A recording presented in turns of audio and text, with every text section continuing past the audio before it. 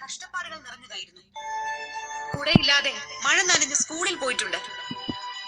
ആഹാരമില്ലാതെ പറമ്പിലൂടെ നടന്ന് മാങ്ങയും ചാമ്പങ്ങയും പെറുക്കി തിന്ന് വിശപ്പടക്കിയിട്ടുണ്ട്.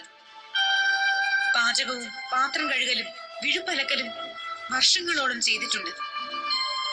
ഒരു കുടുംബം പുലർത്താൻ വേണ്ടി മലബാറിലെ കാളിയാമ്പുഴ എന്ന സ്ഥലത്ത് ഒരു പച്ചക്കറി കട നടത്തിയ ചരിത്രവുമുണ്ട്. ഈ കഷ്ടാനുഭവങ്ങൾക്കിടയിൽ നിന്നാണ് എന്റെ മുത്തശ്ശൻ കൃഷ്ണമംഗലത്ത് ബാലകൃഷ്ണ പണിക്കർ എന്നെ ഈ ഓടനാവട്ടത്തേക്ക് കൂട്ടിക്കൊണ്ടുവന്നത്. ഇനി നിങ്ങൾ തന്നെ പറയുക, ഞാൻ അന്യനാട്ടുകാരിയാണോ? ഞാൻ സാധാരണക്കാരുടെ ജീവിതം അറിയാത്തവളാണോ? പാറ പൊട്ടിക്കുകയും കയറു പിരിക്കുകയും ചെയ്യുന്നതൊഴികെ ഒരു കേരളീയ ഗ്രാമീണ വനിത ചെയ്യുന്ന എല്ലാ ജോലികളും ചെയ്തിട്ടുള്ളവളാണ് ഞാൻ. എന്റെ എതിരാളികളെ കുറിച്ച് ഒരു കുറ്റാരോപണവും നടത്താൻ ഞാൻ ആളല്ല.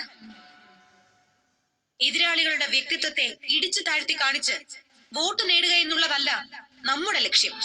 മറിച്ച് നമ്മുടെ അഭിമാനം ഉയർത്തിപ്പിടിച്ചുകൊണ്ട് നമ്മുടെ പൗരാവകാശം ആർക്കും പണയപ്പെടുത്താനാവില്ല എന്ന് തെളിയിച്ചുകൊണ്ട് നിങ്ങൾ ഓരോരുത്തരും വോട്ട് ചെയ്ത് എന്നെ വിജയിപ്പിക്കുന്ന ആ സുദിനത്തിനു വേണ്ടിയാണ് നമ്മൾ പൊരുതേണ്ടത്.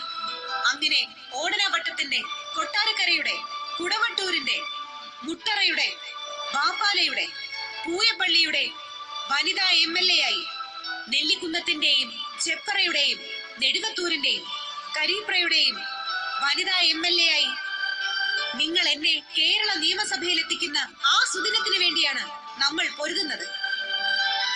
ഇതാണ് ഞങ്ങളുടെ MLA എന്ന് നിങ്ങൾ ഓരോരുത്തർക്കും അഭിമാനത്തോടെ നെഞ്ചിൽ കൈവച്ച് പറയാൻ കഴിയുന്ന ആ സുദിനത്തിന് വേണ്ടിയാണ് നമ്മൾ പോരാടുന്നത്. ജയ് ഹിന്ദ്.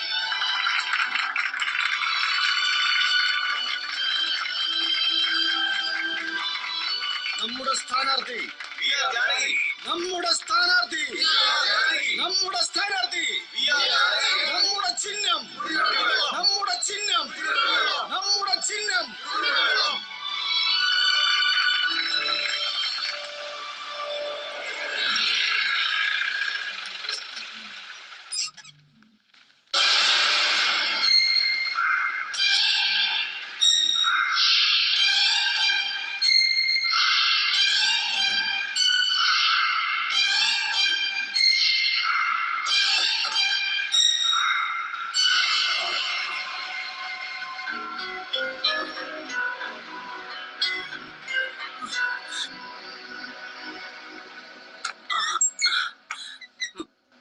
സുരേന്ദ്രന്റെ വീടല്ലേ? അതെ. സുരേന്ദ്രന്റെ കണ്ണ് കുത്തിപ്പൊട്ടിച്ചതായി ഒരു പരാതി കിട്ടിയിട്ടുണ്ടല്ലോ, അന്വേഷിക്കാൻ വന്നതാ. കേറി വാ സാറേ.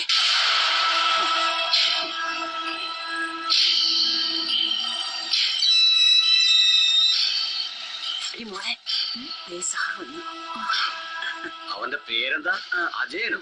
വിജയനോ? അജയൻ. അവനില്ലേ ഇവിടെ? ഇവിടെ ഉണ്ടായിരുന്നല്ലോ സാറേ. ഇപ്പൊ വിളിക്കാലോ. എടാ അജയ, അജയ, അമ്പിളി. രണ്ടുപേരും ചേർന്നാണോ അടിച്ചത്? അവരെല്ലാരും കൂടി ചേർന്നാ സാറേ. എല്ലാരും എന്ന് വെച്ചാൽ ആരൊക്കെയാ? ആ ചെറുക്കനും അവന്റെ പെങ്ങന്മാരും കൂടി.